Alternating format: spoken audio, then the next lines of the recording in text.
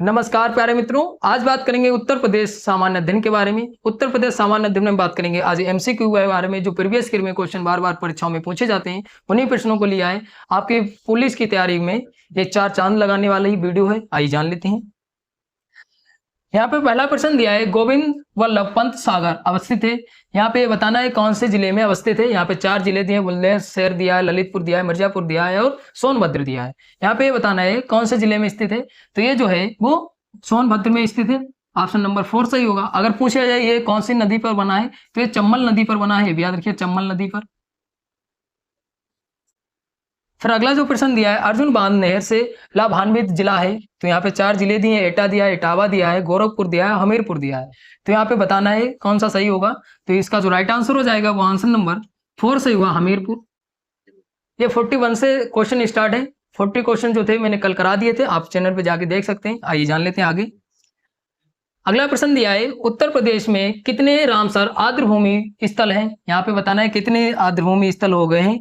अब तो यहाँ पे जो है वो 10 हैं। ऑप्शन नंबर जो है वो 2 वाला सही होगा। 10 रामसर स्थल हैं, याद रखिएगा। कौन कौन से हैं देख लेते हैं। फिर यहाँ पे जो रामसर आर्द्रभूमि स्थल दिए हैं, तो इनके बारे में जान लेते हैं। यहाँ पे सबसे ज्यादा जो पूछा जाता है, बखेरा पक्षी वन्य जीव विहार पूछा जाता है। ये कहाँ है, तो जिले में तो संत कबीर नगर में है, याद रखिएगा।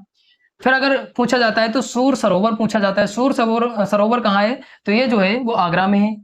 फिर एक और पूछा जाता है, समान पक्षी विहार पूछा जाता है, तो ये मैनपुरी में है। फिर 6 नंबर पे समसपुर पक्षी विहार पूछा जाता है, रायबरेली में है। ये जो है 4 जो है बहुत महत्वपूर्ण बन जाते हैं। एक और पूछा जाता है, नवाबगंज पक्षी विहार, ये कहाँ है, तो उन्नाव में है। ये 4-5 जो आर्द्रभूमि स्थल है ये पूछे जाते हैं। ये महत्वपूर्ण इसलिए बन जाता है, यहाँ से 3 दे देगा और एक और कहीं और से दे देगा, तो ये पूछ लिया जाएगा कि उत्तर प्रदेश के आर्द्रभूमि स्थल में कौन सा शामिल नहीं है। तो ये प्रश्न बनाया जा सकता है। आइए जान लेते हैं आगे। यहाँ पे अगला जो प्रश्न दिया है, यहाँ पे उत्तर प्रदेश में परमाणु ऊर्जा केंद्र स्थापित है। तो यहाँ पे बताना है 4 जिले दिए हैं, मथुरा दिया है, सिंगरौली दिया है, नरोरा दिया है, अलीगढ़ दिया है। तो इसका जो राइट आंसर हो जाएगा वो आंसर नंबर 3 सही हुआ, नरोरा में स्थित है। फिर आगे जान लेते हैं। फिर अगला प्रश्न दिया है, रानी लक्ष्मीबाई बांध अवस्थित है। यहाँ पे बताना है कौन सी नदी पर अवस्थित है। तो इसका जो राइट आंसर हो जाएगा वो आंसर नंबर 4 सही होगा, बेतवा नदी पर अवस्थित है, याद रखिएगा। फिर अगला प्रश्न दिया है, निम्न में से कौन नदी उत्तर दिशा में नहीं बहती है। यहाँ पे बताना है कौन सी नदी जो है वो उत्तर दिशा में नहीं बहती है। यहाँ पे 4 नदियां दी, चंबल दी है, केन दी है, बेतवा दी है और गंडक दी है। तो इसका जो राइट आंसर हो जाएगा वो आंसर नंबर 4 सही होगा, गंडक जो नदी है वो उत्तर दिशा में नहीं बहती है। फिर आगे चलते हैं।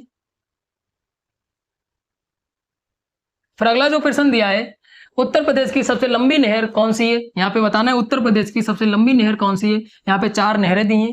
तो इसका जो राइट आंसर हो जाएगा वो आंसर नंबर 4 सही हुआ, शारदा नहर जो है वो सबसे लंबी नहर है, ये याद रखिए, उत्तर प्रदेश में। फिर आगे बात करते हैं।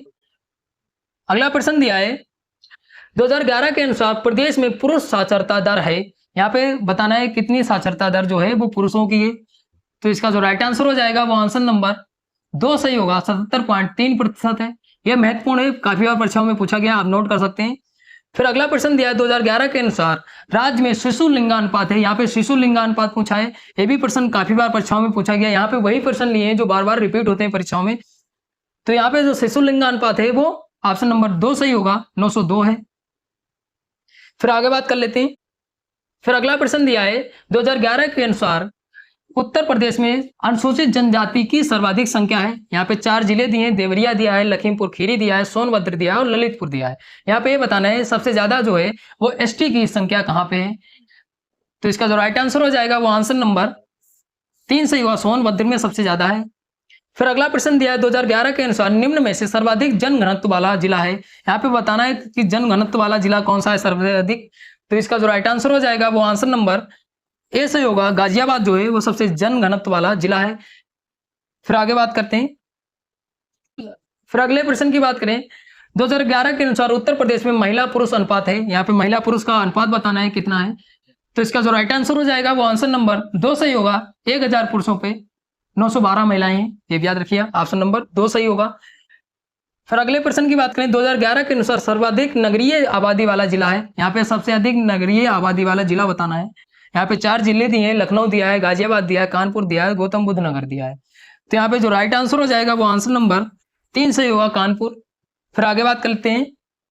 फिर अगला प्रश्न दिया 2011 के अनुसार उत्तर प्रदेश में सबसे अधिक साक्षरता वाला जिला है, मतलब सबसे अधिक साक्षरता वाला जिला पूछा है। यहाँ पे 4 जिले दिए हैं, कानपुर दिया है, गाजियाबाद दिया है, गौतम बुद्ध नगर दिया है और इटावा दिया है।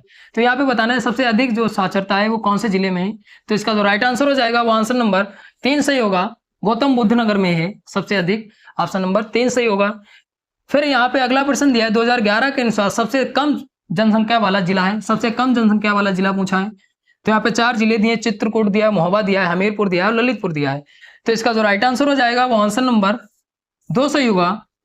महोबा जो है सबसे कम जनसंख्या वाला जिला है, ये भी याद रखिएगा। फिर आगे बात करते हैं अगले प्रश्न की। अगला जो प्रश्न दिया है 2001 से 2011 की अवधि में प्रदेश में जनसंख्या वृद्धि की दर है। यहाँ पे बताना है कि 2001 से और 2011 के बीच जो जनसंख्या वृद्धि दर है वो कितनी है, यहाँ पे पूछा है। तो यहाँ पे जनसंख्या वृद्धि दर पूछी है, मतलब कब से 10 वर्षों की 10 की वृद्धि दर पूछी है। तो इसका जो राइट आंसर हो जाएगा वो आंसर नंबर 4 सही होगा, आंसर नंबर 4 सही होगा। 20.22% है, ये भी याद रखिए, आंसर नंबर 4 सही होगा। ये प्रश्न काफी बार परीक्षाओं में पूछा गया, आप नोट कर सकते हैं। फिर अगला प्रश्न दिया है निम्न में कौन जनसंख्या की दृष्टि से उत्तर प्रदेश में सबसे बड़ा जिला है। यहाँ पे सबसे बड़ा जिला पूछा है, किसकी दृष्टि में, तो जनसंख्या की दृष्टि में, ये भी याद रखिएगा। तो यहाँ पे जो जिले दिए हैं मुरादाबाद दिया है, लखनऊ दिया है, प्रयागराज दिया है और गाजियाबाद दिया है। तो इसका जो राइट आंसर हो जाएगा वो आंसर नंबर 3 सही हुआ। प्रयागराज जो है वो सबसे अधिक जनसंख्या वाला जिला है, ये भी याद रखिएगा। फिर आगे बात करते हैं अगले प्रश्न की। फिर अगला प्रश्न दिया है, महत्वपूर्ण प्रश्न है। प्रश्न दिया है 2011 के अनुसार सर्वाधिक साक्षरता वाले 4 जिलों का सही अवरोही क्रम पूछा है। यहाँ पे अवरोही क्रम मतलब सबसे बड़ा, फिर उससे छोटा, फिर उससे मतलब घटते क्रम में पूछा है। तो इसका जो राइट आंसर हो जाएगा वो आंसर नंबर 2 सही होगा। पहले आएगा गौतम बुद्ध नगर, फिर कानपुर, फिर औरैया, फिर इटावा। ये जो है वो घटते क्रम में सही है, ऑप्शन नंबर 2 सही होगा। फिर आगे बात करते हैं। फिर अगला प्रश्न दिया उत्तर प्रदेश में सर्वप्रथम 1957 में किस वन्य जीव विहार की स्थापना की गई थी। यहाँ पे 1957 में पूछा है। तो इसका जो राइट आंसर हो जाएगा वो आंसर नंबर 2 सही हुआ। चंद्रप्रभा वन्य जीव विहार चंदौली में पड़ता है, इसकी सबसे पहले स्थापना की गई थी 1957 में और सबसे पुराना यही है, ये याद रखिएगा। फिर अगला प्रश्न की बात करें तो अगला प्रश्न दिया है उत्तर प्रदेश का सबसे छोटा वन्य जीव विहार है। यहाँ पे सबसे छोटा वन्य जीव विहार पूछा है उत्तर प्रदेश का। तो इसका जो राइट आंसर हो जाएगा वो आंसर नंबर 1 सही होगा। महावीर स्वामी वन्य जीव विहार ललितपुर में पड़ता है, ये सबसे छोटा है, ये भी याद रखिएगा। फिर आगे बात कर लेते हैं और वन्य जीवों के बारे में। तो यहाँ पे दिए लिस्ट दी है वन्य जीवों के बारे में, तो यहाँ पे चर्चा कर लेते हैं। सबसे पहले जो स्थापना हुई थी वो चंद्रप्रभा वन्य जीव विहार की हुई थी। कब हुई थी, तो 1957 में हुई थी। और इसका क्षेत्रफल पूछ लिया जाए तो 78 वर्ग किलोमीटर है और ये कहाँ स्थित है, चंदौली में स्थित है। फिर दूसरा जो पूछा जाता है वो रानीपुर वन्य जीव विहार पूछा जाता है। इसकी स्थापना जो हुई है वो 1977 में हुई। अगर इसका क्षेत्रफल पूछ लिया जाए तो 230.31 है और ये कहाँ पड़ता है, तो चित्रकूट में पड़ता है, ये भी याद रखिएगा। फिर अभी सबसे छोटा पूछा था, सबसे छोटा जो है महावीर स्वामी वन्य जीव विहार, इसकी स्थापना 1977 में हुई थी और इसका क्षेत्रफल पूछ लिया जाए तो 5.41 जो वर्ग किलोमीटर है। अगर पूछ लिया जाए कहाँ स्थित है, तो ललितपुर में स्थित है। फिर एक और पूछा जाता है, सबसे महत्वपूर्ण है जो पूछा जाता है वो हस्तिनापुर वन्य जीव विहार पूछा जाता है। अब इसका नाम भी बदल गया है, राज्य वन्य जीव बारासिंगा अभ्यारण्य रख दिया गया है, ये भी याद रखिए, नया नाम है इसका। और ये जो है इसकी स्थापना जो हुई थी वो 1986 में हुई थी और इसका क्षेत्रफल पूछ लिया जाए तो 1159.16 वर्ग किलोमीटर है। और ये कहाँ स्थित है, तो ये जो है मेरठ, हापुड़, बिजनौर, अमरोहा, मुजफ्फरनगर, ये यहाँ तक इसका विस्तार है, ये भी याद रखिए। और सबसे बड़ा अगर पूछ लिया जाए तो हस्तिनापुर वन्य जीव विहार है, ये भी याद रखिए। सबसे छोटा जो है महावीर स्वामी वन्य जीव विहार है और सबसे पहले जो स्थापना हुई थी वो चंद्रप्रभा वन्य जीव विहार की हुई थी। ये चीजें याद रखनी है आपको, 4 जो याद रखने हैं। फिर आगे चलते हैं। फिर अगला जो प्रश्न दिया है उत्तर प्रदेश में सर्वप्रथम किस पक्षी विहार की स्थापना की गई थी। यहाँ पे सबसे पूछा है कि सबसे पहले किस पक्षी विहार की स्थापना की गई थी। तो यहाँ पे दिया है सांडी पक्षी विहार दिया है, नवाबगंज पक्षी विहार दिया है, समान पक्षी विहार दिया है और सूर सरोवर पक्षी विहार दिया है।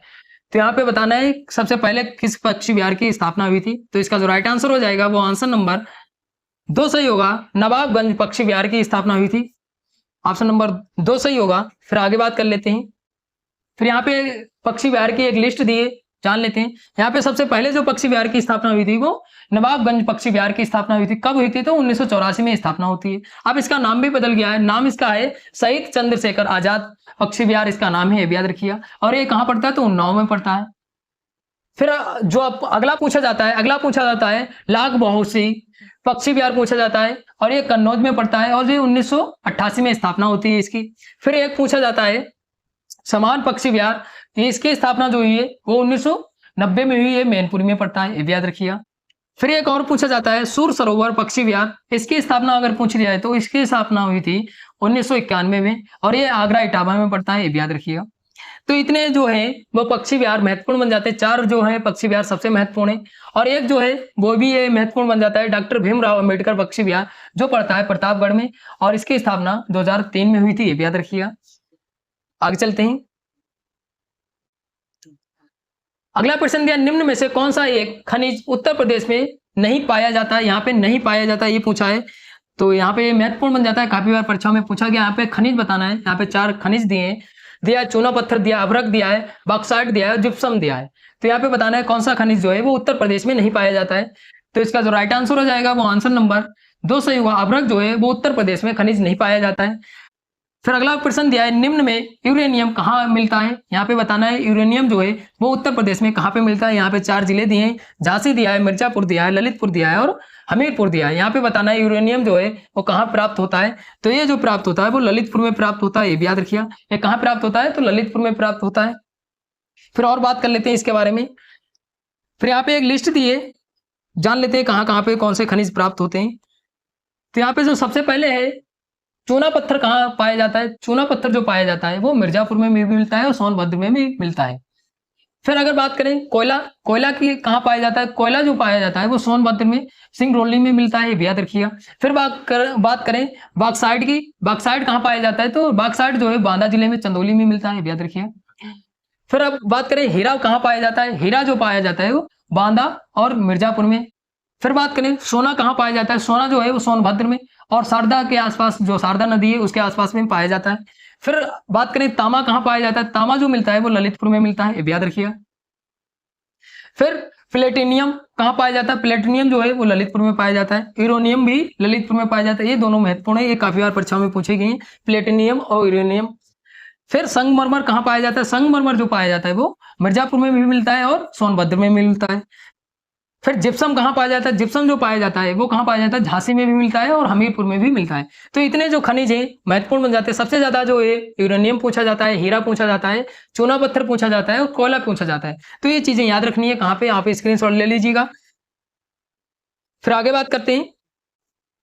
फिर अगले प्रश्न की बात करें। अगला प्रश्न दिया राष्ट्रीय चंबल अभ्यारण्य निम्न में से किस राज्य का हिस्सा नहीं है? यहाँ पे नहीं पूछा है, प्रश्न को भी बड़े ध्यान से पढ़िएगा। यहाँ पे 4 राज्य दिए, उत्तर प्रदेश, मध्य प्रदेश, हरियाणा, राजस्थान। तो इसका जो राइट आंसर हो जाएगा वो आंसर नंबर 3 सही होगा। हरियाणा में, जो हरियाणा है वो इसका हिस्सा नहीं है।